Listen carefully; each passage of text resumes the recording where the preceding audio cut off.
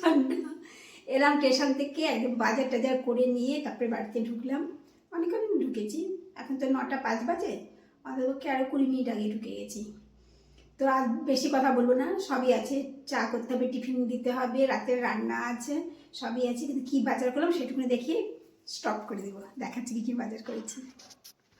এখন বাজার করলাম 2টো বেগুন, এটা আমাদের টমেটো আর কাঁচা লঙ্কা, গাজর একটা পেঁপে, কাঁচা পেঁপে দেখা যাচ্ছে কি, গাছে পেঁপে আছে, তাও দেখো পেঁপে কিনে খাচ্ছি, পাড়ার মুরদ নেই।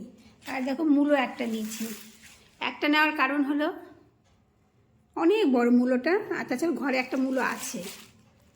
2টো ফুলকপি নিয়েছি, কমলা লেবু, কলা, পাউরুটি, শিম, আর এখানে আছে ডিম। এই হলো আজকে বাজার। টাটা, আর কিছু দেখাবো না, অনেক কাজ।